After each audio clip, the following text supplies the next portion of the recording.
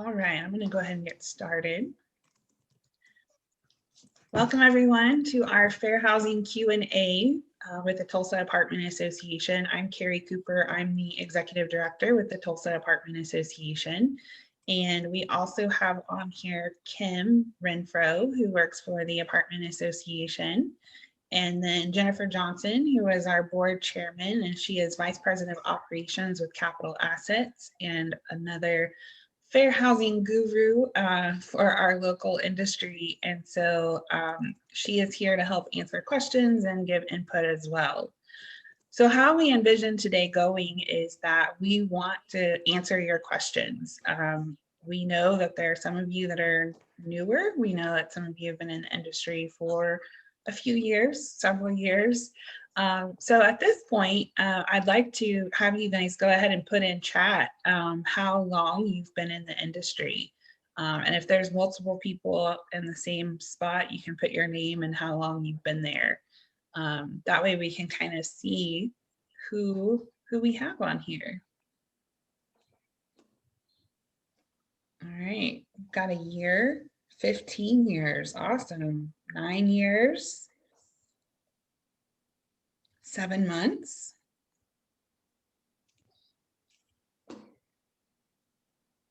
2.5 years, 37 years, awesome. 5 years and then 8 months. Great, so it looks like we've got a wide range. We've got some people that have been in the industry for many years, and then we've got others that are new to us. So for those of you that are new to us, welcome. We're glad to have you in the apartment industry. As the Apartment Association representative, I want to let you know that we are here to help. So if things come up outside of what we talk about today or later in your month or year, we can help answer those questions for you. So please always feel like you can reach out to us and we will do our best to answer questions for you and share best practices as we know them. So on that note, I would like to say that we are not giving you legal advice today. We are sharing with you our best knowledge of best practices and industry standards and things that we've learned from other professionals. But for specific legal advice, you definitely want to consult your attorney in specific situations. All right, so I'm going to open it up. I want to hear from you guys. You can either put it in chat or you can unmute yourself and let us know, are there specific topics that you're wanting to learn about today, or are there specific questions that you have that you want to make sure that we address today?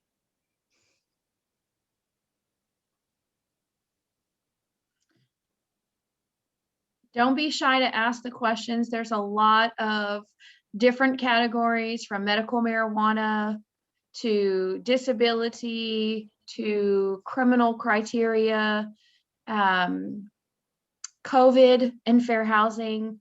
There's lots of, I do get a lot of different questions on a regular basis that are all over the spectrum. So no question is a wrong or bad question.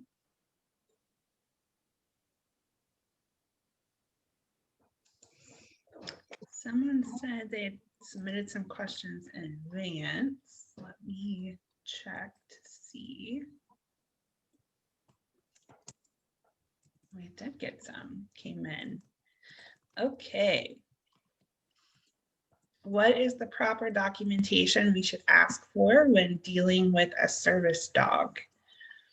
So that is a great question, and that deals with assistance animals. And so I will start with saying that when it comes to fair housing, you have to make accommodations or modifications for people that have disabilities. And the reason you do this is so that someone with a disability can have equal use and enjoyment of their apartment or the apartment community. And so you may have to make an accommodation, which would be a change to a policy or a procedure of your apartment community, or a modification, which would be a physical change to your apartment community or the apartment of the resident. So with that, under disability, someone could have the need for an assistance animal.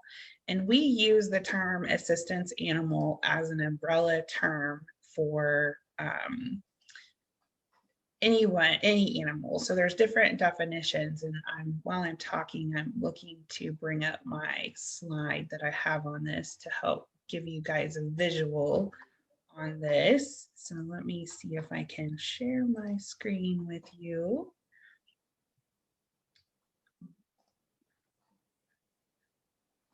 Okay. You guys seeing that visual there? Carrie, I just want to throw in one thing. Sure. So just in breaking it all down, there is a difference between an obvious disability and a non-obvious disability. And so, you know, that's another thing that I just kind of generally, when someone asks me about an accommodation request form or documentation, I always ask if it's an obvious disability or a non-obvious disability. Yeah, that's a great point. So if a disability is obvious, you don't ask for a documentation. So for example, if someone walks in and they have a guide dog and it's obvious that the person is blind, you don't need additional documentation for that. And that is a situation of that sort of animal would be called a service animal. So a service animal is under ADA.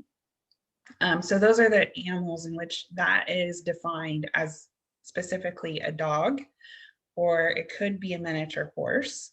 Don't know if any of you have had experience in seeing a miniature horse with someone that had a service animal, but that is clearly defined under the ADA. With fair housing, it extends beyond the ADA rules. So under ADA, it's called a service animal. When it comes to fair housing, you could have an emotional support animal. Sometimes they're called companion animals or therapy animals. So we use an umbrella term of assistance animals to encompass any animal that could fall into this category for fair housing. So hopefully that makes sense to you guys. And then I also want to say that NAA has a great toolkit that I will share with you all on emotional support animals. But for making accommodations for assistance animals, you want to, of course, you can ask for documentation if it's not obvious to verify that there is a disability, the resident has a disability, and that the animal is going to address the disability or help with the disability that the resident has.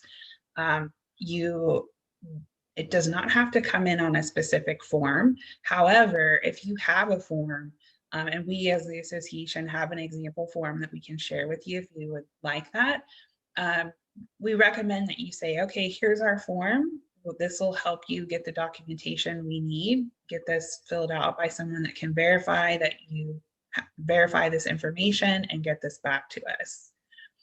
And Carrie, I'll add to that too. There's some new verbiage, penalties for people that misrepresent a service animal or therapy animal, companion animal, etc. And so we have a companion animal policy for our company. It kind of mirrors the pet policy, because even though it is a service or companion animal, they still have, you know, certain rules and guidelines they have to follow. And so there is guidance under there that says, if it is determined that you have, you know, misrepresented your animal in any kind of way, there is a penalty that the resident would have to pay. And so, you know, obviously with the obvious disability, we don't really ask for documentation because it's there. However, when someone does come in and it's non-obvious, it could be a mental disability, it could be a physical or emotional one that we're not able to see. And they can have it's not even a medical person that has to fill it out. Their counselor can now provide them with a letter that, you know, they can have equal enjoyment of the community with the use of an animal. They could have their pastor or a counselor that they're seeking, you know, someone that is advising them can also write a letter on their behalf.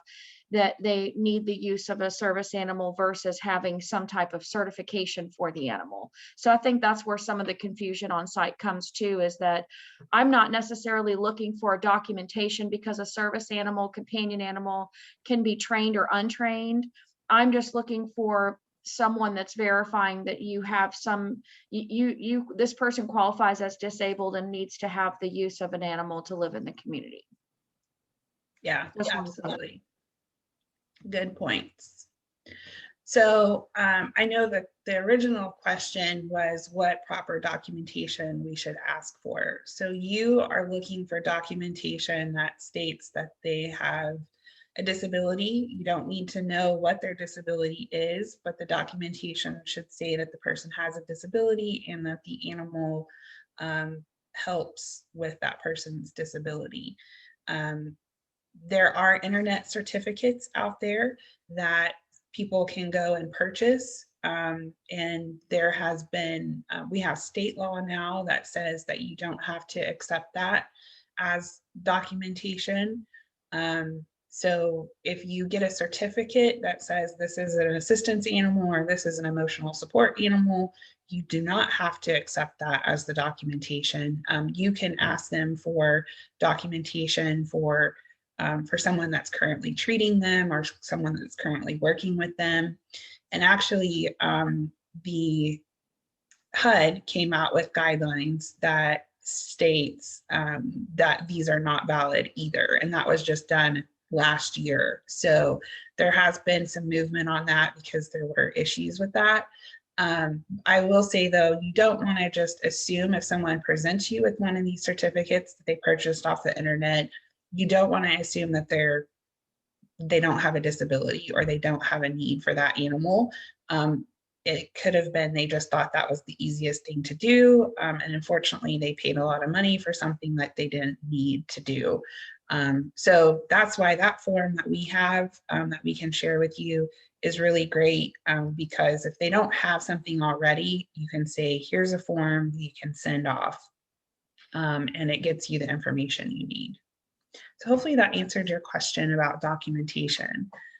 We had another question come up in the chat about what can be done if an assistance dog bites a resident. Dog was not on a leash. So I'll let Jennifer answer. You want to answer that, Jennifer? Sure. You know, like I said, we have a pet policy and we have a service animal, companion animal policy. And the change, the accommodation that we're allowing is a change in our policy, which means, you know, our policy requires pet fees and it requires pet deposits or pet rent and different things like that. And so the actual policy change, the accommodation has been granted by allowing the service animal, companion animal, into the community to assist their living without the fees that a normal person would pay for having an animal live with them. So the accommodation has been granted, you followed the guidelines, but the service animal is not exempt from behavior issues, being a nuisance or anything like that. And our companion animal policy, like I said, it mirrors our pet policy in essence of behavior of the animal, picking up after the animal, you know, being on a leash and, you know, different things like that. So in that case, you can actually address the situation as you would as a you know, a lease violation, that the handler is still responsible for control of that animal. And if the animal does bite someone, you can still ask to not have the animal on the property. And if the resident needs the animal, you may have to make another accommodation by relieving that person from your lease and letting them out. And it becomes more of a domestic situation between that the handler of the service animal and the resident regarding a bite or something like that. We've actually had that happen, where the dog was a nuisance. It was a service animal. He, you know, it could be trained or untrained, but he was causing a nuisance on the property, was aggressive towards other residents. And so we had to release that person from their lease as another accommodation without penalty because of the animal and its behavior. Yeah, so I always like to say, with someone that has an assistance animal, that you what you're doing is you're treating that assistance animal as an extension of that person. And so just as you wouldn't let a resident bite another resident, or you wouldn't let a resident, you know, go poop on your lawn, you know, all of those rules still apply. I'm going to share this slide with you guys, the do's and don'ts here, but you still have ability to reprimand that animal if they're being aggressive or doing those things. So one of the things I've heard when it comes to aggressiveness, you know, is like a 10-15 notice. And so you give that notice that there was that issue and that they have time to correct it. And then you proceed just as you would if a resident didn't correct their behavior when you provided them that 10-15 notice.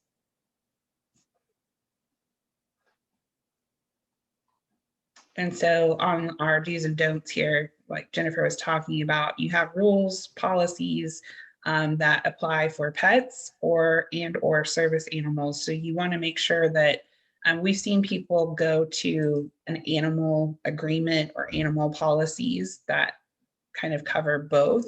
You just have to be careful that when you're talking about, you know, assistance animals, that you make sure that you're not charging fees and things like that associated with that assistance animal. Gary, I love the question that just came in. I did not see it. What is it? Oh, Montana. Yes, you are not allowed to poop on the lawn. I mean, maybe there might be an apartment community out there that would allow you, but I have not heard of one yet. Okay, so let's look at some email questions. So a question came in of, are we allowed to have decorations that say Merry Christmas or Happy Easter? Jennifer, do you want to? I don't want to put you on the spot, so, but I know you've had experience with this. I have, you know, and in fair housing, I mean, fair housing applies to the qualifications of residents and the treatment of your residents. And I just have always operated in a sense that, you know, you're going to have a holiday party and not a Christmas party, because it does speak to religion, which is a protected class. So, you know, I just try to stay away from operations that might, you know, impact or disparately impact another protected class. And so general rule for me is, you know, we have a holiday party, we have a spring fest, because if you call it your Easter egg hunt, you know, Easter is linked to a holiday. And I think whatever my personal beliefs are, or what anyone else's personal beliefs are, you know, how we display that could disparately impact someone who arrives at our property to rent a unit, or a resident may feel that they're being treated differently because we display a Christmas party and they may believe in something different. So for me, I don't want to tell anyone, like I said, I'm not going to give legal advice on what you can and can't do.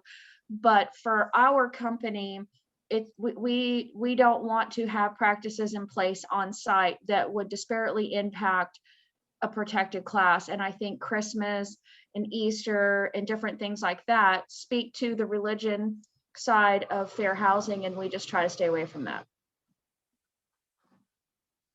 Yeah, so I definitely have heard that answer from a lot of people, just trying to not put themselves in a position that they even have to defend what they're doing for those holidays. But I have also heard that because those holidays are highly commercialized now, and taking it from, you know, Merry Christmas with Santa and not a nativity scene, or you know, Easter is about the Easter bunny and not about, you know, putting the cross up. So I think there is some room there to celebrate those, but doing it from a commercial standpoint and not the historical perspective of what those holidays represent. But to be absolutely safe, you know, coming up with another term of how you're celebrating the season can definitely keep you in a safe area. Okay.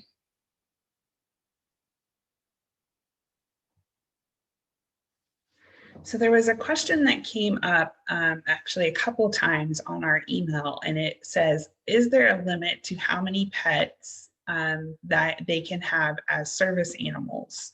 And I actually had this question on the phone yesterday. So I don't know what's going on out there, but apparently you guys are getting requests for multiple. So I had a slide up earlier about this. So the answer is yes, they can have multiple assistance animals. I will give you a valid reason for that. Say you have an individual that's blind and they have a guide dog. We'll say that that individual also has seizures or something like that. They may have another animal that alerts for seizures. So different dogs may have, or different animals may have different training and can help with different disabilities that an individual may have. So the answer is yes, they can have multiple. Now, however, they do have to provide documentation for each of those animals, and those animals do need to be able to help them with this, their disability. So I think in some situations you guys may be experiencing where someone might have 3 dogs and they're trying to get all 3 dogs under assistance animals so they don't have to pay pet fees for them. So I just found this yesterday under the Fair Housing Institute that the HUD notice that went out in 2020 addresses that multiple animal requests at the outset does not necessarily mean that it's fraudulent. However, when they're requesting reasonable accommodation, you can ask questions about each animal, especially the need for each animal, and make sure that both the resident and the verifier has explained why one animal isn't enough. So HUD's guidance gives you the ability to seek more clarification on that and to follow up to see why they need more than one animal. It's Carrie, it sounds like somebody may have gotten my cat lady with 5 cats. True story. We had a resident, sorry guys, I'm dealing with some allergy issues, but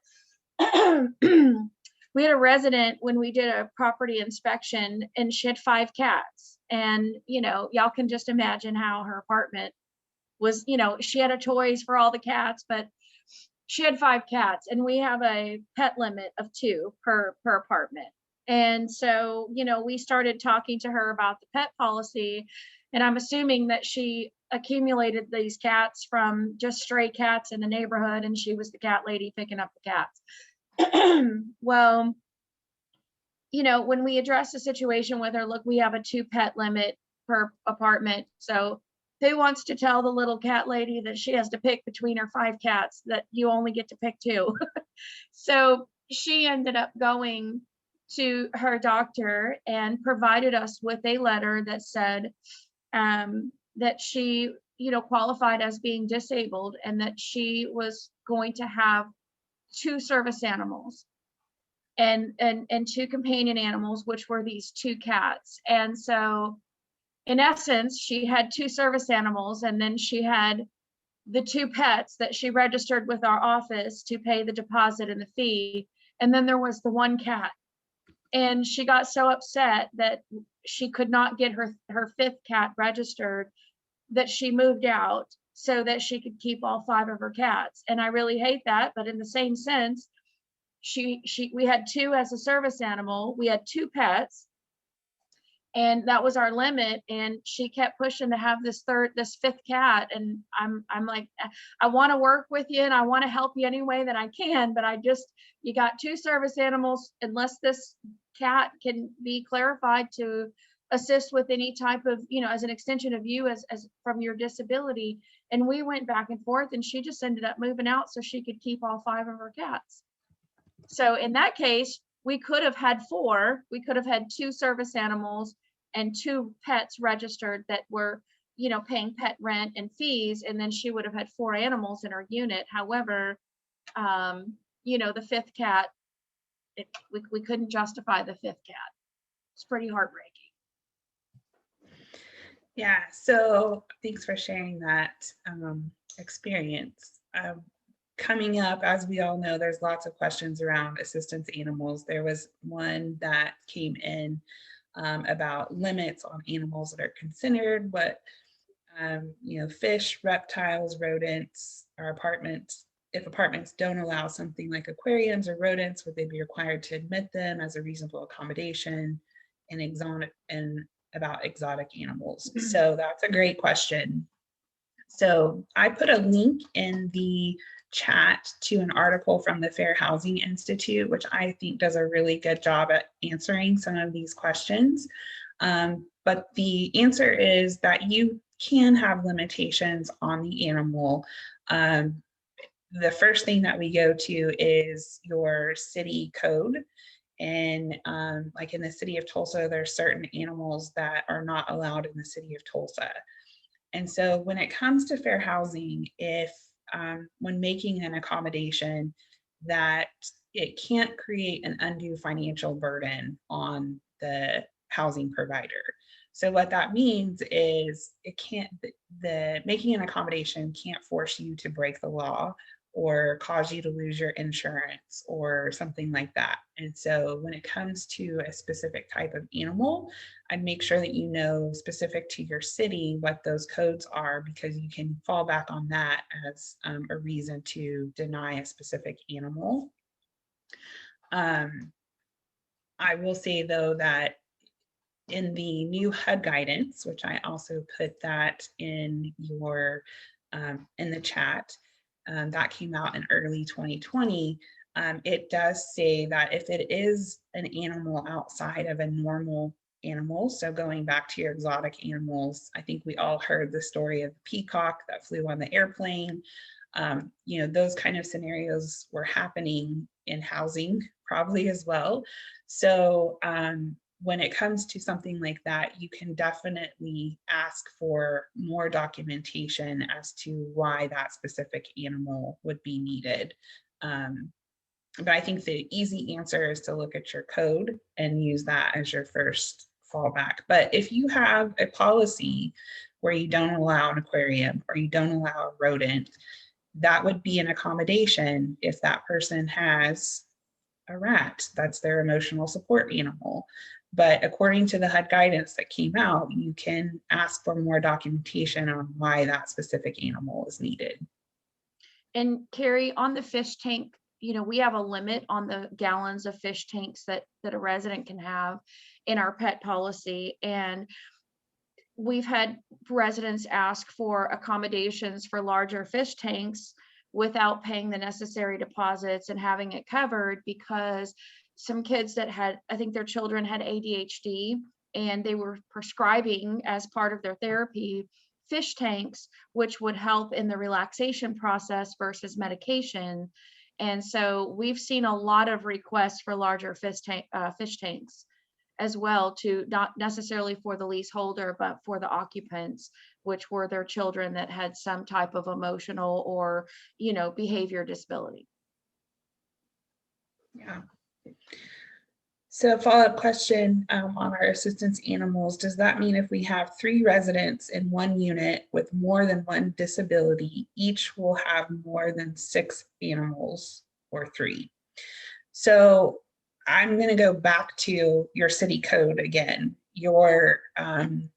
The city of Tulsa has a limit on how many dogs and cats you can have, and they have a weird formula of how they figure that out, which I can look that up and share that with you guys. But I think you can fall back on that as well, that the city of Tulsa limits it to a certain number of animals. Finding that right now. And then that also, we've had this question come up because the city of Tulsa requires rabies vaccinations for animals. So many of you have that as part of your requirements. And that, again, you can go back to the city of Tulsa, and probably many cities have that same policy that an animal has to have the rabies vaccination. So you can fall back on those city laws and ordinances as to why you're implementing certain things. Anything you want to add there, Jennifer? I think it's important to have it as part of your policy to ask for pet statistics, both for, animals that are not service animals and for the service and companion animals. We have we ask for the pet statistics at the time of move-in and make sure, we want to promote responsible pet owners as well, whether it's your pet or your service animal. And so, yes, it is still a requirement to have those, rabies vaccinations. That's a requirement here in Tulsa. I'm not sure if it is another, I've got some people on here in Oklahoma City and Stillwater and Arkansas, but there are different ordinances. But I do know that we have a pet statistic form that we do require when they bring an animal into the community. Yeah, so I just found the City of Tulsa ordinance, and it says that, sorry, my computer's going crazy. It says that a household can have, in combination, a total of 5 dogs and cats over the age of 4 months, provided that no more than 3 are dogs over the age of 4 months. So they can have up to 5 dogs and cats, but no more than 3 dogs, which I'm going to. And Carrie, is that specific to pets or does it include service animals? The reason that I asked that is, and I don't know if it's different to multifamily versus single family, but I've had a neighbor at one point that was fostering animals and at any given time could have up to 14 dogs and built in a dog run. So even as in my own home, it was difficult to live next door to somebody with all of those animals. And so it would be, if they give some clarification, that'd be great too on, single family. Yeah, so this applies to single family as well. So that neighbor that had that going on would be in violation of the city ordinance. It does specify over the age of 4 months. So if you have puppies, then that doesn't count according to the City of Tulsa. But once they hit that age of over 4 months, then it does put them in the count.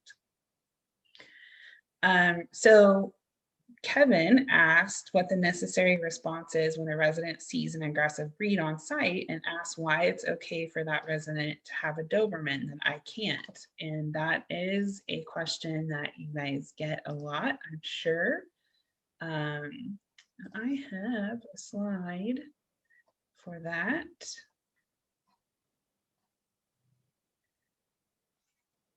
I know one way to answer that would be that you respect the privacy of all of your residents, and just as you wouldn't want, as that resident probably wouldn't want you to be discussing their personal business with another resident, you're not, at liberty to have that conversation with that resident about the other resident, but that you are abide by all local and federal fair housing laws, and leave it at that.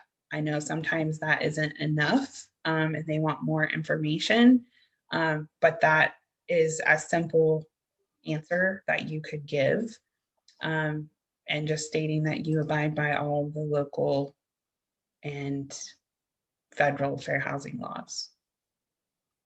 And at one point, we were even hesitant to say that because then it would hint around that, oh, maybe the resident in apartment 6 has some form of a disability. And so, we having the guidance and making it, just embedding it into your this is exactly what we say. We don't say anything more, we don't say anything less.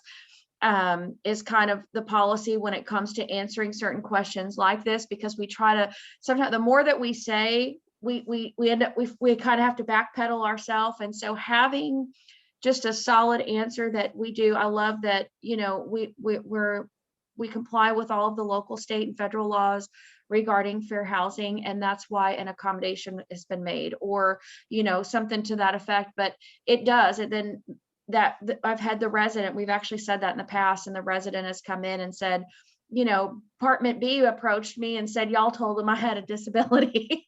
And so, it's a catch-22, but it is that, hey, we have policies and procedures with, they've met the accommodation request guidelines. And if they ask you, what are the accommodation guidelines, then you can go through. If you have a disability, you can, have a companion animal and this and that. But there's always that one time that someone's going to be offended by what we say. So just have yourself a script that you say that every time, and try not to deviate too far right or left from that when those questions come up. Yeah, that's a great point. For anything fair housing related, the questions that might come up, that you want to have a go-to answer, so that when you're put on the spot and someone asks you a question like this, you have a response that you give consistently to everyone. That's a big thing with fair housing, is you want to be consistent. And so I hope you guys can see this on the screen, but for those of you that are joining by phone, I'll read this response, which I think is a great response. It says, while we can't discuss the specifics of any other resident's tenancy with you, just as you wouldn't want us sharing your personal information with others, we can tell you that we are required to comply with Federal Fair Housing Act. You can add in state and local as well. And the act provides for reasonable accommodation requests for certain assistance animals, which are not considered pets. So that's a pretty wordy response, but I think if you guys can get that down and be able to have that in your back pocket, and that way you're responding to everyone the same, that's helpful. All right. Go back to you guys have some great questions. Okay, I know there was one that came in on my chat, so let me find that one real quick.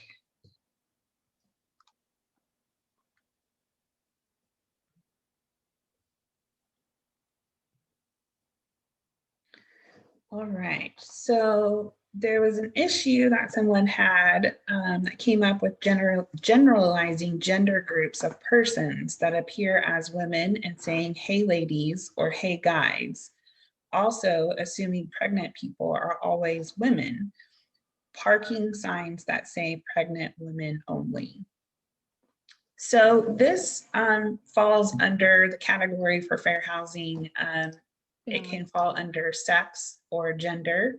And in our guidance, actually President Biden came out and specified that these protections to gender identity, sexual orientation, that would fall under the sex category when it comes to fair housing law. So that is something that we anticipate that there's going to be more enforcement on, more education around. So I think this is a very timely question for sure. So I think it goes back to just kind of looking at, and this is the way that we addressed kids in apartment communities, and it was, where can you generalize? Where does it make sense? So I'm going to give the example of, so for familial status, you don't want to be seen as being discriminatory to people who have kids. And so for a long time, apartment communities would have policies that were specific to children. So for example, they might have a sign in their parking lot that says no kids playing in the parking lot. Well, someone might be able to make the argument that you're discouraging kids. Obviously, it's a safety thing, but the reality is you don't want anyone playing in the parking lot. And so thinking of it from that perspective of how you can generalize your policies and procedures, your terms, and just creating that environment where someone couldn't perceive that as you treating them differently. That would be my best way to answer that. I don't know if anyone has had specific experience with that, or if they've started to change any of their signs. Jennifer, have you? Yeah, so that I've got two answers to that. And so just as a general rule of thumb, You know, I don't know if there's any maintenance technicians on here that are working inside units and talking about residents and prospects and things like that, but it's always a general rule to identify people in the way that they identify with themselves. And so, you know, I get away from, hey girls and hey guys, and, you know, it's, what's your name? Jennifer and Carrie. Oh, hey, Jennifer and Carrie. So, you know, we've had gender identity questions come up where someone may have Jennifer Johnson on their driver's license, but they identify as Jeff Johnson. And so, you know, it's very important to identify with people the way they identify with themselves. Obviously, if you're running a background or doing a lease, it's going to go in a legal name. But for just etiquette, it's, you know, you don't want to call people, hey, the short girl, or, the blondes that live in apartment 7. It's just, it's very important to get on a name basis, or the residents that live in apartment C, and get away from, hey girls, hey guys, and identifying people based off of something that you physically see. And, you know, I've talked with maintenance, they're always saying, you know, the one with all the kids in apartment A, or the Hispanic family that lives in apartment B, or the white people that live in apartment C. Just learning to get away from those types of conversations and talk in you know, amongst yourself and your coworkers is very helpful. And just for etiquette, it's kind of the same with disabled people, calling them, you know, are you handicapped? The handicapped people go here, the residents that are handicapped versus the non. And so just get real personal on a first name basis with people, and identify them in the way that they identify with themselves. Because if John is disabled in apartment C, he doesn't want to be referred to as the handicap in apartment C. So I did want to touch on that, especially with gender identity. If someone identifies as Jeff, and their name is Jennifer Johnson, you should identify with them in the way that they see themselves. And that's just respect and you know, etiquette for that group. But also, the second part of your question, Carrie, was on, to repeat the second part of your question real quick. Let me find that real quick. It had to do with making the assumption that pregnant people are always women, in quotation marks, and parking signs that say pregnant women only.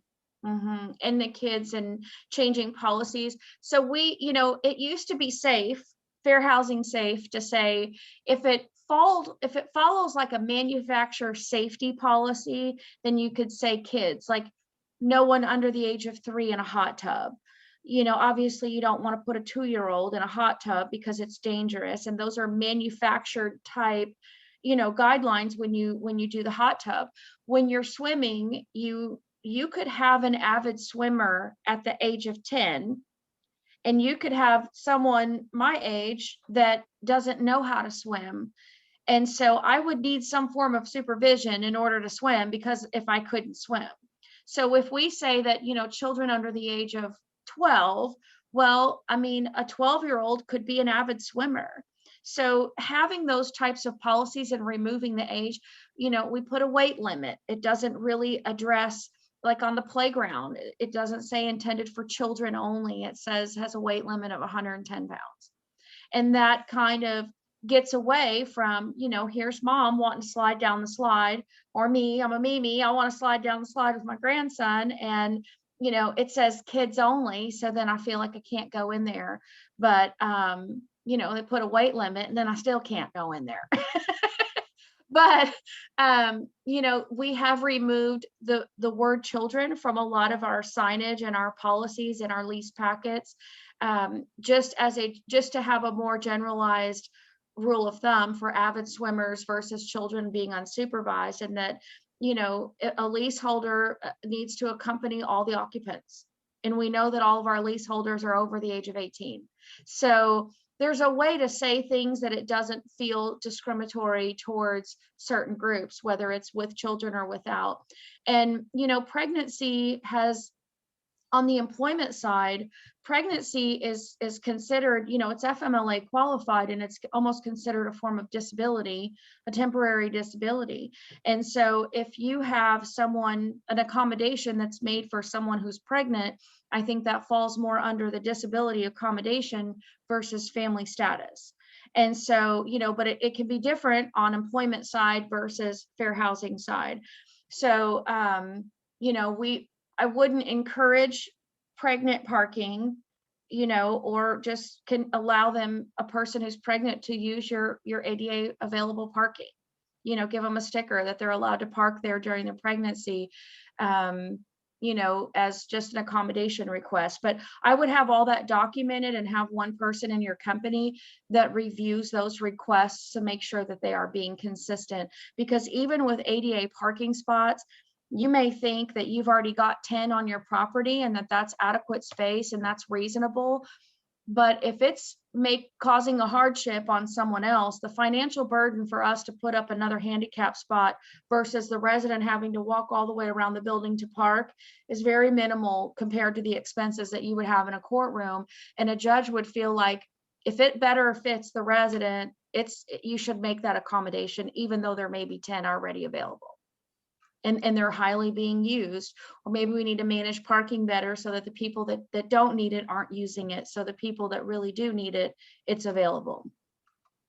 So I just wanted to throw that out there.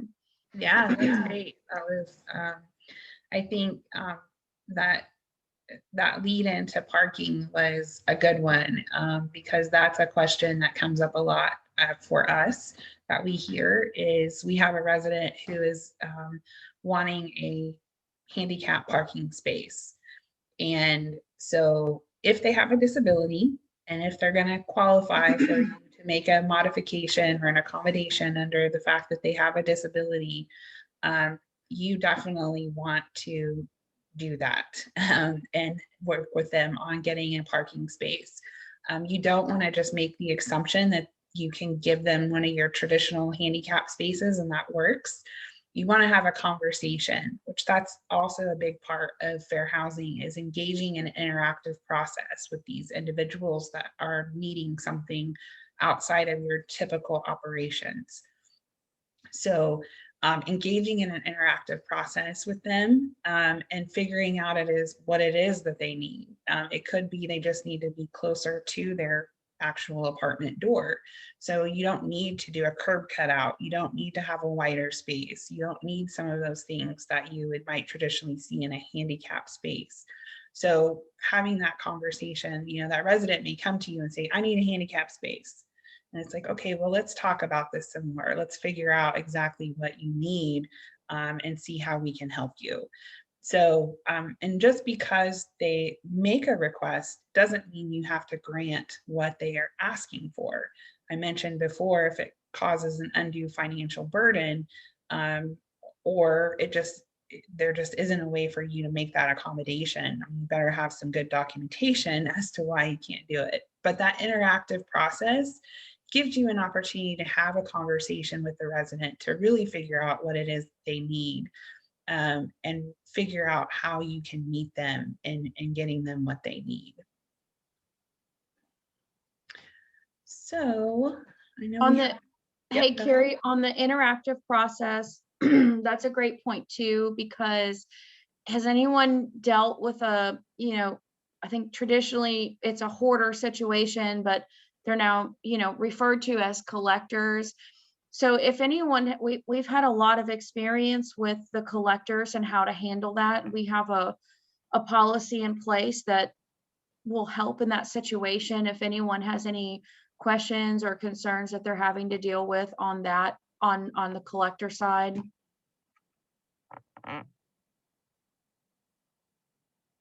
Maybe we got them all moved out. But, just the short version of that is that, collectors are now, covered under, it is being viewed as a form of a emotional or a mental disability with the collecting and the hoarding of certain items and things. And, we've dealt with that, our company has. And so in essence, we give them a reasonable amount of time. Normally you give them their 10, 15, and you got 10 days to get it together or 15 days to move out. And obviously in a hoarding situation or a collecting situation, that's not very reasonable. So I like to always remember that an accommodation request is a reasonable accommodation. It's a reasonable modification. And so it is very difficult for them. And so we've had to issue like 30-day notices, provide resources to someone to help them in the situation. And when we went back and re-inspected, there was improvement. It wasn't 100%, but I mean, there was probably 20% improvement. And to continue to work with them, we offered another accommodation by giving them another 3 weeks to try to continue in that process to have more of a habitable, housing environment that wasn't affecting other units around them either. So we have a form and a policy that we made for situations like that. And the more interactive and communicative that we are with the resident in working on a plan to try to remedy the situation, the more effective it's been. Yeah, absolutely. And documentation. I don't know if we've talked a lot about that yet, but documenting everything that is going to save you, because fair housing complaints can be filed for up to several years past when they have happened. And so I know many of you probably don't remember what you had for lunch last week. So documenting all these different situations that you encounter and putting them in a residence file, having written form of an accommodation or modification request from a resident is not required, but we recommend that you document it and you write down when a resident has made something known to you and what your communication has been with that resident, so that if it does come up as a fair housing complaint, then you've got documentation to show what you've done and what the process was. Right. All right, so we had a question come in that says, with everyone being at home more now and kids doing school virtually, the request for appointment only before going into an apartment has become more common from the resident placing the work order. I was wondering how other companies are handling these requests.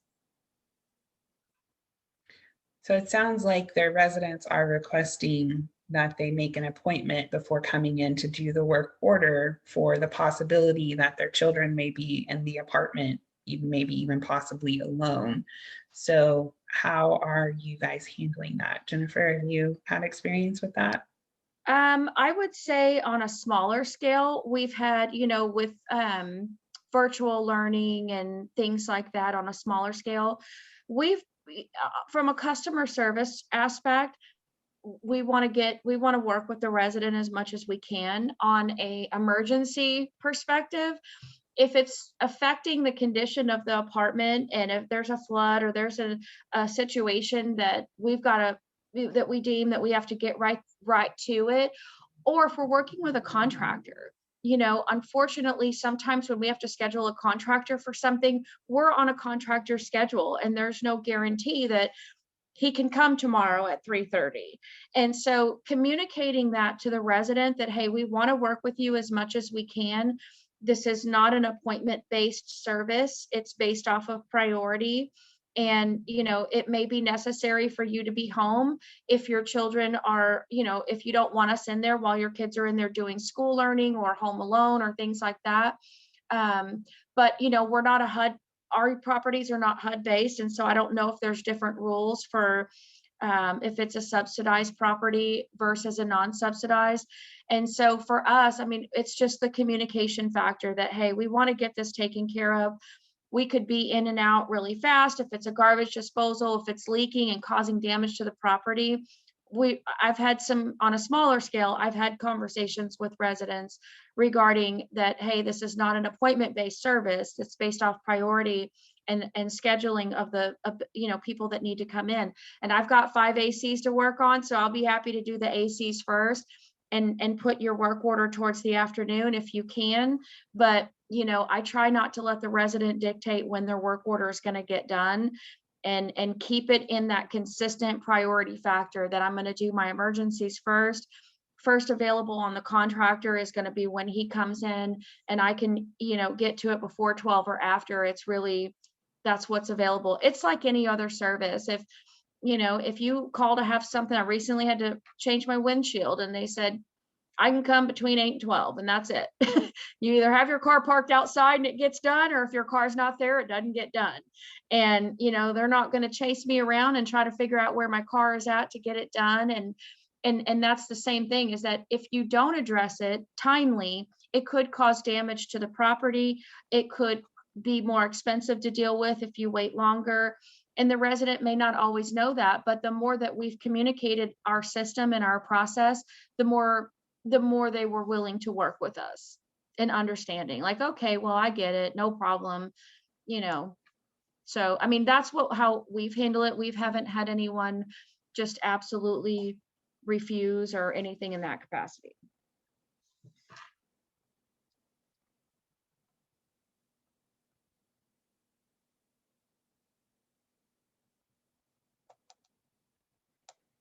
Carrie, I think you're muted. There you go. I am muted, sorry. Thankfully, my computer tells me that. So we've had a few questions come in regards to medical marijuana. So I think obviously that is a hot topic for several people. So one of the questions was, how do we go around the medical marijuana law that they want to smoke in their apartment? Another one was, can a resident with medical marijuana license grow a marijuana plant in their apartment? So in regards to medical marijuana, Oklahoma has made medical marijuana legal. And so we have individuals that are able to apply and get a medical marijuana license and use medical marijuana. When it comes to apartment communities, there are things that you still have control over. So I think most people view using medical marijuana as an accommodation under a disability situation. And that is where you could fall this into fair housing. I will say though, if your property has federal funding, has if you have insurance or other restrictions on on marijuana in general, or marijuana is still a federally illegal drug.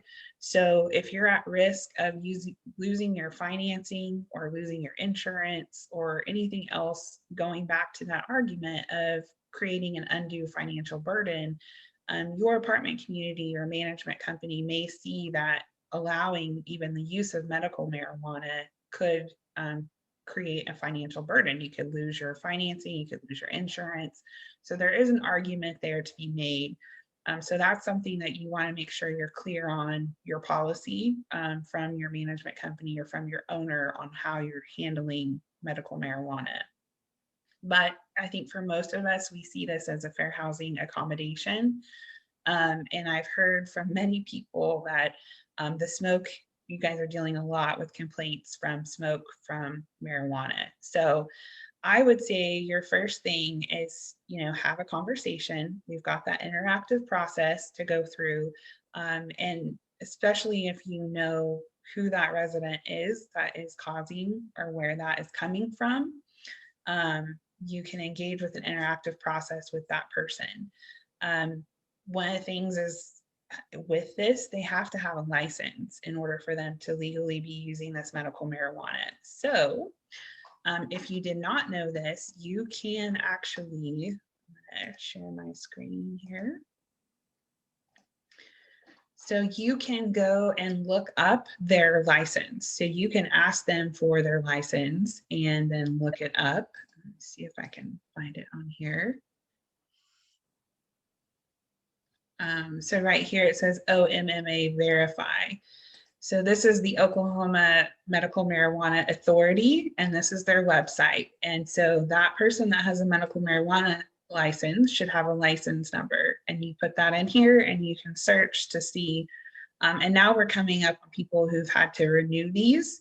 So you can look it up to make sure it's been renewed, that it's up to date, that it matches the person that's giving it to you. So this is a good tool and a place that I recommend that you start because if they don't have a valid medical marijuana license, then they shouldn't be in possession of marijuana. So that's one way.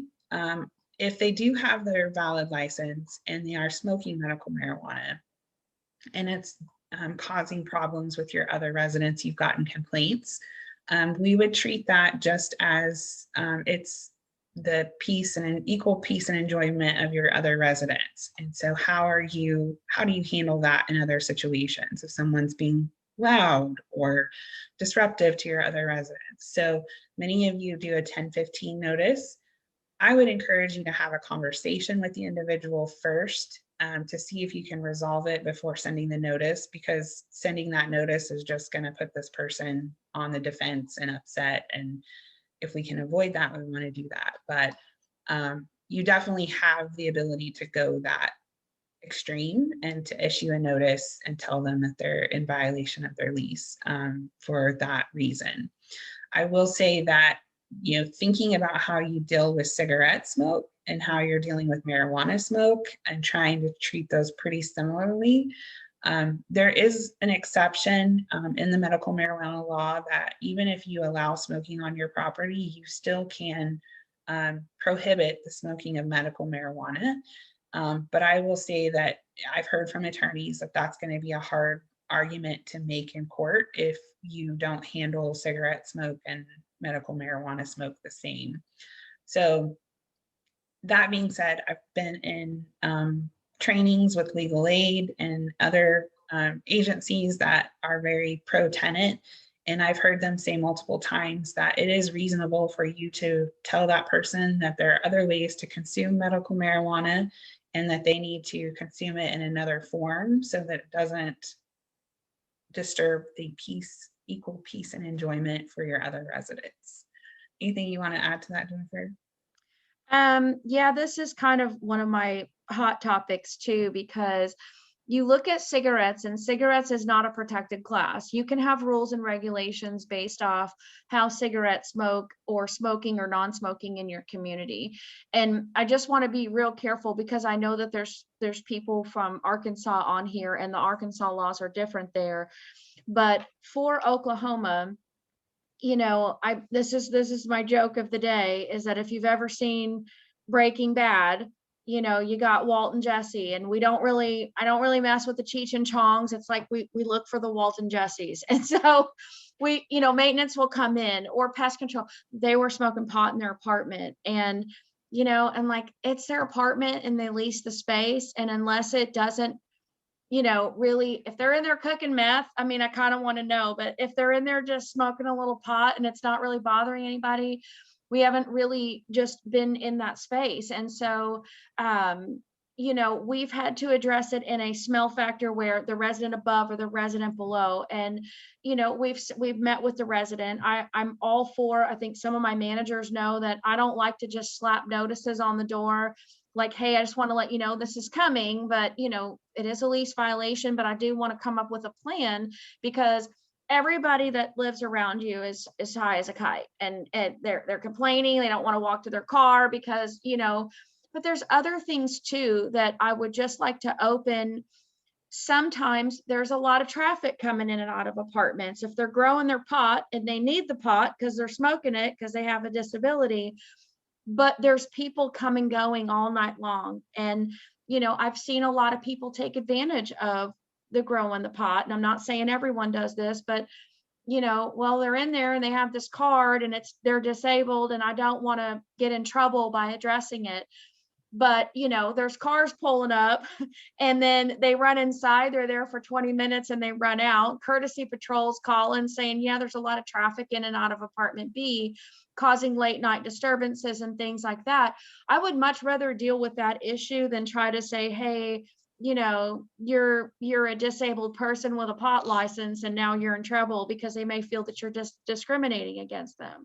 And so, you know, if not, and they are causing, I mean, I've allowed transfers as an accommodation, just stating that, look, for the resident that, you know, is smoking, if they're not able to get it under, you know, where it's not affecting the other units, hey, you share walls with 6 different residents.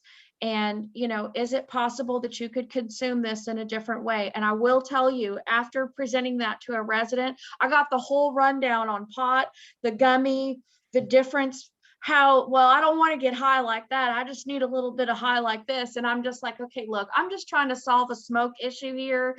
And, the residents are upset because they just smell it all the time. And I mean, what can we do to work together to try to eliminate that? Because I know that this is something that you feel you need, but I also don't want to lose 4 residents because you're smoking pot in your apartment and it's really strong and it's causing a nuisance to the residents that live around you. And a lot of those conversations after talking to them, I've seen the residents drive around in their car or drive off property and smoke pot, and they're like, yeah, I don't even smell it anymore.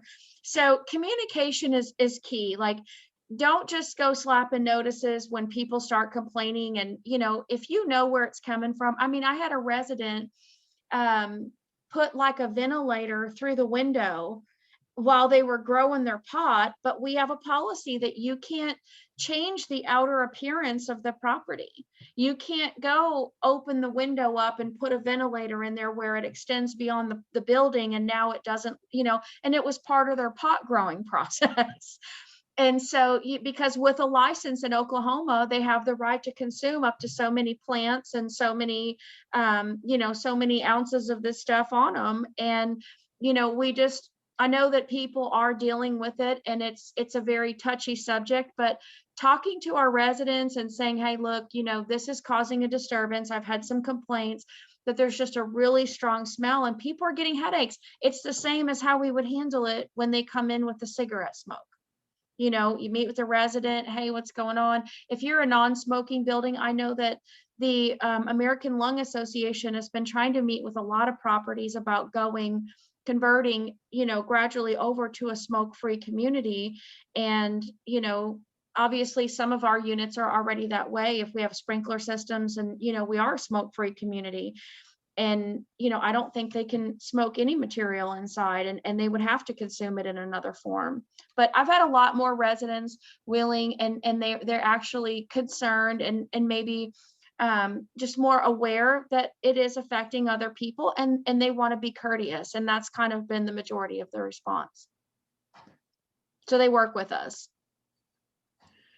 Yeah, so Jennifer brought up a good point. So if your apartment community is a smoke-free apartment community and you already have a non-smoking policy, you do not have to allow the smoking of medical marijuana. And that's very clear in the medical marijuana law, that if they have to abide by smoke-free policies. So for those of you that have a really big problem with it, this might be your push to go to be a smoke-free community.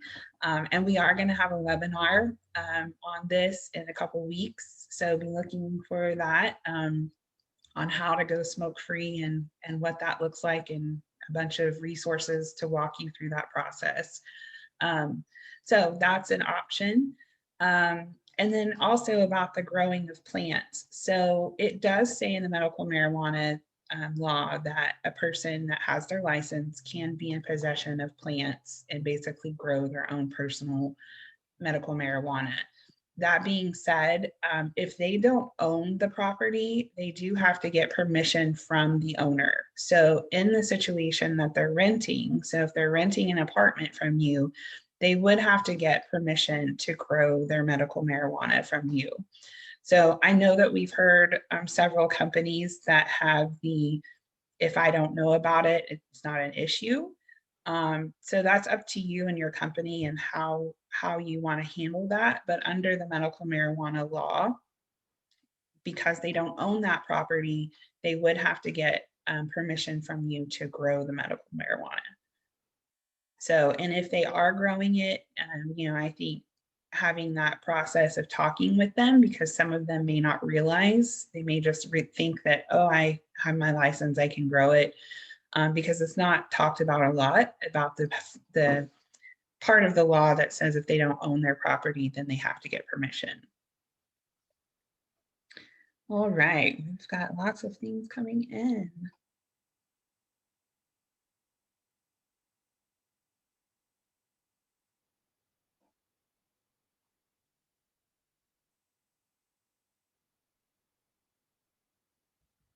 Yeah, we've had some management companies that have specifically put out notices or added it to their policies that they don't allow smoking of medical marijuana. And so someone said that they've had that in place for 3 weeks and they've just had a handful of complaints. So we've had that discussion of, are you proactive in putting out the notice and sharing that information with your residents, or do you wait until there's an issue? So it looks like we're seeing some companies being proactive in putting out that notice or specifically outlining it in their policies. Smoking in the pool area. So I'm not sure if you're referring to medical marijuana specifically or just smoking in general, but I'm going to go with the medical marijuana. I don't know what most communities have as their policies about smoking in the pool area, but I would say, again, it kind of goes back to, whatever your policy is. And I think if, when it comes to medical marijuana, you can definitely say you don't allow the smoking of medical marijuana. But I'm going to kind of go back, like we were talking about the gender and sex thing and then the kids thing. It's about kind of going back, peeling back the layers and thinking about what's the issue of smoking in the pool area. Well, it's affecting the equal use and enjoyment for other people in the pool area. So I think that's where your conversation starts, in talking with that resident and having that conversation and figuring out what you allow and what you don't allow. So Jennifer, I'll let you kind of go on, answer that as well. Yeah, well, I mean, it's a public area on the property, but it's really a private pool area in essence. And so, in our case, we have no alcoholic beverages, no glass bottles, no smoking on or around the pool area. We have a designated smoking area on the property. For instance, we have employees that smoke, and so we have a designated smoking area on the property that has a smoking genie for you to properly distinguish of your smoking material and all that stuff. And so if they're outside enjoying the pool area, there is an outside area where it's identified as a designated smoking area. It's not necessarily in the pool, but on some properties it's close to the pool and they're welcome to smoke in the designated smoking area. I just ask that my employees don't smoke with the residents. For residents smoking, just don't take a smoke break with the residents. So that's been helpful by having a designated smoking area on the property. But we don't allow, the alcohol or the medical marijuana smoking either. It's just no smoking. We haven't had anyone ask us specifically if they could smoke their marijuana at the pool. So we had a question about how much proof do you have to get an eviction based on repeated marijuana smoking? This person works at the HUD subsidized property, so it's still legal. It's illegal for marijuana use there. Mm-hmm. I have a tenant that just blatantly smokes it, causing respiratory issues for others, that says there's nothing I can do because I can't prove he is smoking it. So my initial response is, how do you prove that noise is coming from a certain apartment? I think there's a documentation process, but Jennifer, I know you have more hands-on experience with this type of thing. So how do you have proof when you go to evict someone?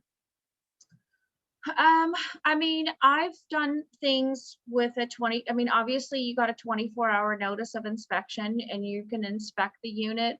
Like I've always been told in the courtroom, he with the best documentation usually is going to win every time.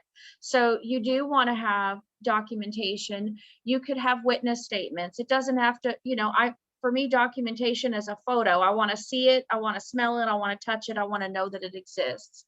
And witness statements are very important as well. So even if you have a resident, instead of coming in and complaining, I would say, would you mind putting that in writing for me? So that way, I know that I have a registered complaint or a grievance regarding the situation.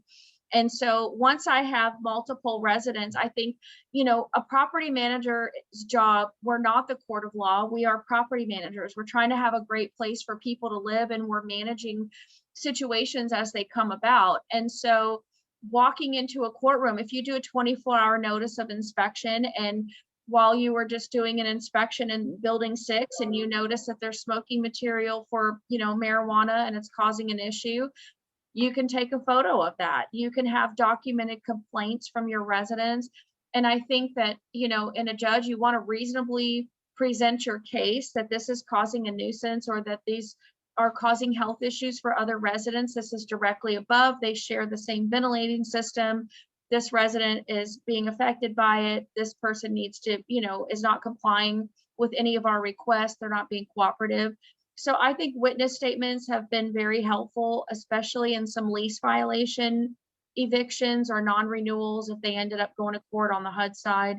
I know on the HUD property, sometimes you have to have a reason for non-renewal, where on the conventional side, we really don't. But I'm always prepared if we have to go to court, that there's, why we have to do this. So, I think witness statements are very, very powerful in the courtroom, and knowing that you were trying to, we have, as landlords, we have a job to provide a reasonable, enjoyable community anyway. We have a job to manage concerns and complaints. So, if those things are brought to your attention and you've got documented concerns about residents, I think that's helpful as well.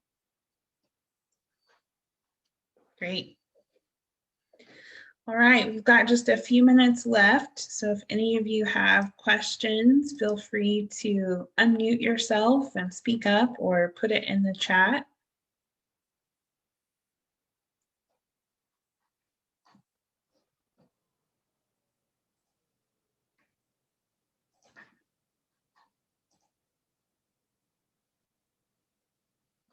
Okay, well, if you guys think of something, I'm gonna wrap up in these last few minutes. I'm gonna go over just some overall practices here for fair housing. So should have a slide up that you guys see that says tips for avoiding fair housing claims. So we've kind of talked about these intermittently through as we've answered questions, but just to recap, you want to be consistent. You want to be consistent on how you handle the processing of your requests. And as I mentioned earlier, a request doesn't have to come in the form of a formal document or in writing. So as soon as a resident makes it known to you that they may need an accommodation or a modification, you want to make sure that you document that and that you follow through with that. Sometimes your service techs are getting this information. So you want to make sure you've trained them to come back to the office and share that information with you, because as soon as that resident has made it known, it's now on you as the housing provider to follow through with that and to make sure that there's not a delay in doing that. So training, being consistent with how you do that, and knowing your process within your company. Do you have the authority to make these accommodations or modification requests possible?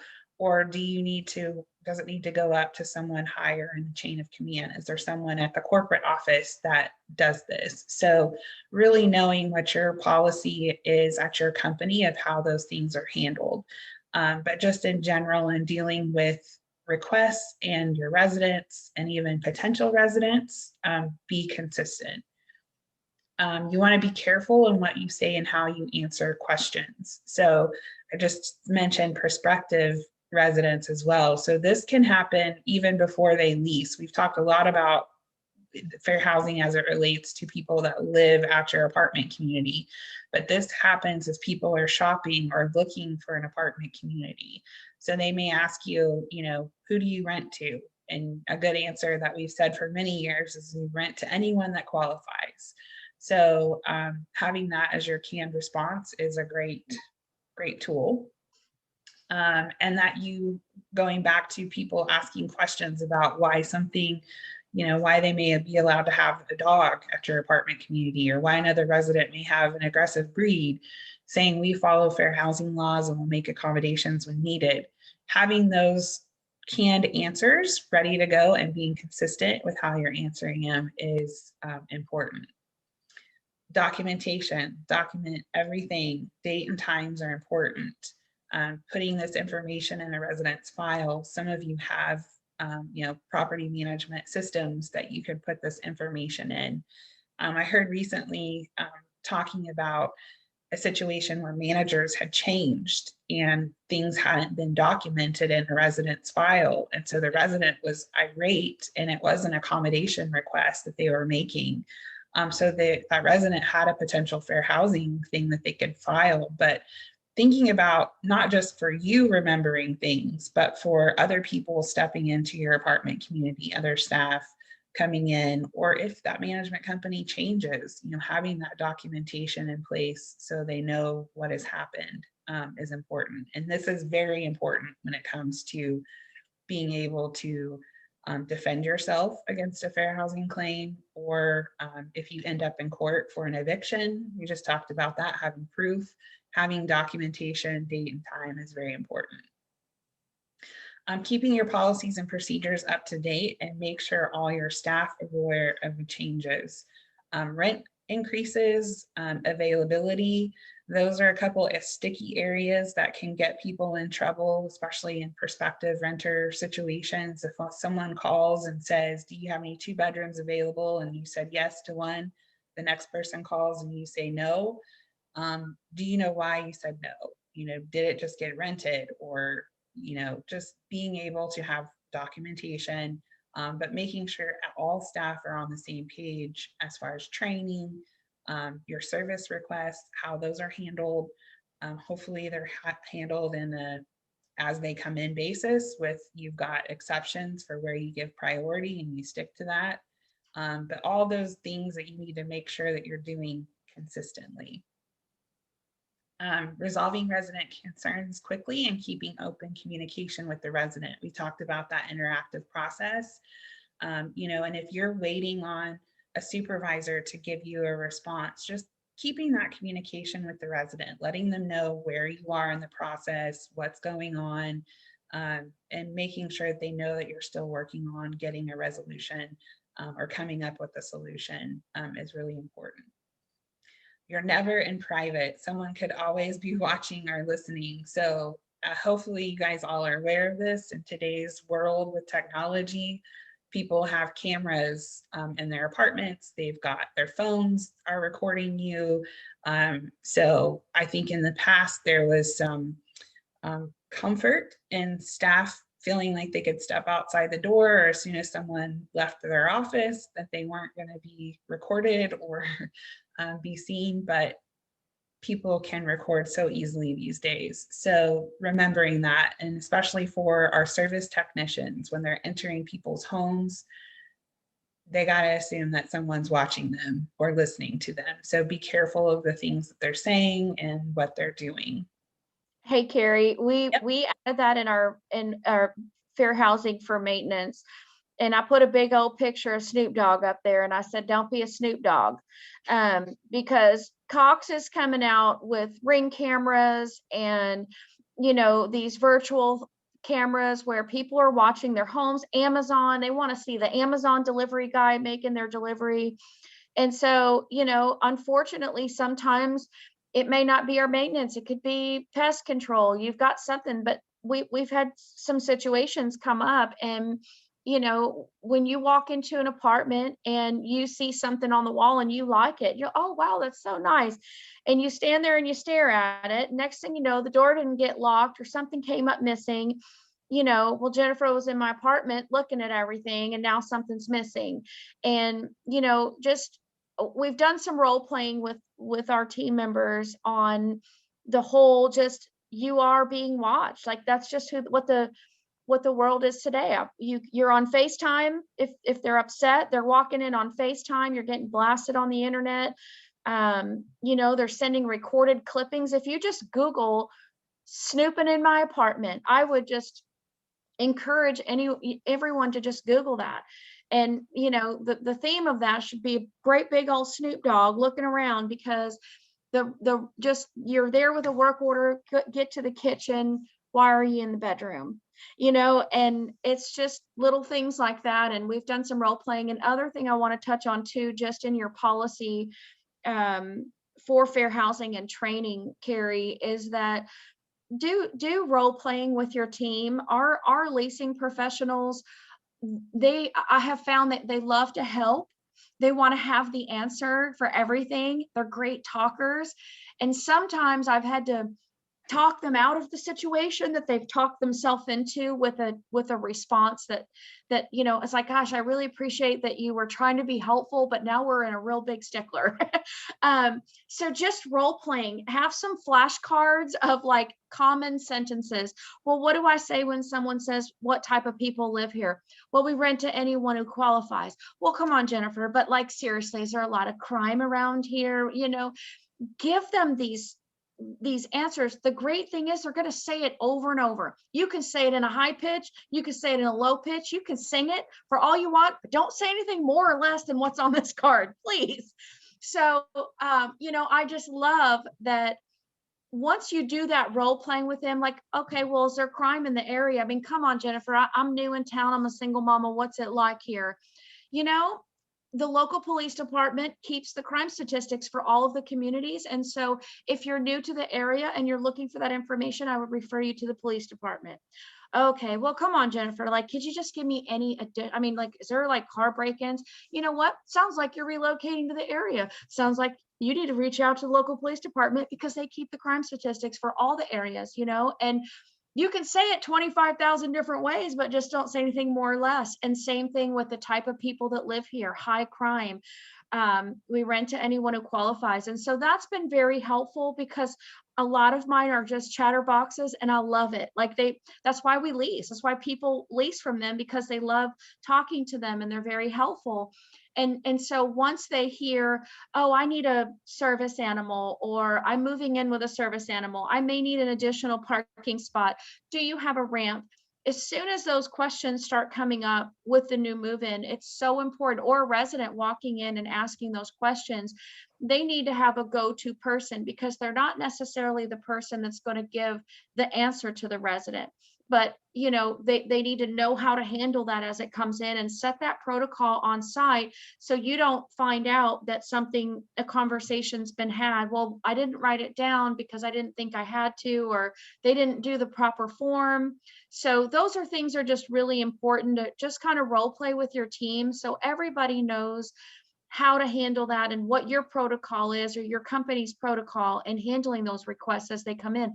I've had a leasing agent didn't even know it was a request because they were asking she thought they wanted assigned parking, and they were really trying to say, hey, I have a disability and I need a designated parking space. So she said, I'm very sorry, but we don't do assigned parking. And there's enough parking spaces over there, and left it at that. Next thing I know, the guy went down and felt like we were discriminating against him because of his disability, and filed a complaint. Because also, and sometimes people lose this perspective, is that when you discriminate against someone, you are violating their civil rights or human rights. So they file a claim with the Human Rights Department, who then turns it over to HUD. And now you're going through 6 months of investigation, and what they're looking for is consistency. So, I've been through, thank God, only a couple in my whole lifetime, but, a denied applicant filed a complaint that we discriminated against him because of his race and his veteran status, which veteran status really isn't even a protected class. However, I had to provide 6 months worth of documentation for all of the approved applicants, all of the denied applicants. It's a very lengthy process for not being properly trained and not knowing how to handle a certain question that comes in. So, I love the role playing. I love having that protocol. Everybody knows how to answer those certain questions. And so just really encourage everyone to have that same protocol on site. Thank you. Thank you for that information. So I just put in the chat that if anyone feels like they need more, we only spent an hour and a half today on fair housing, and we probably could talk all day about it. But there is a great resource out there. It's called the Fair Housing Institute. They have paid options for training, but they give a lot of free content. If you sign up for their newsletters, they send you stuff constantly. They have YouTube videos. So it's a really great resource. And so if you feel like you're needing more, I recommend that.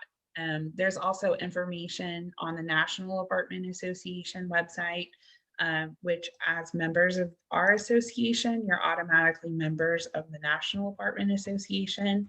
And their website is naahq.org, which I'm also putting that in the chat. There's some members only content, so you just have to set up an account and then you'll be able to access that information. We here at the Tulsa Apartment Association, again, will help answer your questions. If you get in a situation and you're not sure how to handle it, or just want to know how other people are handling that situation, we can collect that information for you and give you feedback. I recorded some fair housing training that we did last year. So if you would like to have access to that, just email us and we're happy to share those links to that fair housing training we did last year. I think we've got three or four 1-hour sessions. So it goes into a little bit more detail. And then we're also still working to put together an in-person training. We know this information can be a little bit better received and maybe a little bit more interactive in person. So we are working on that. So stay tuned for when we get that scheduled. So you can come in person or send some of your other employees. And finally, so we have Montana Camp, who is with Metro Appliances and More, and he graciously gave us a gift basket to give away today. So we are going to do some sort of contest here. So Montana, do you want to unmute yourself and say hi and tell us what the gift basket is? Hello. It is, I don't know if you can see the picture very well.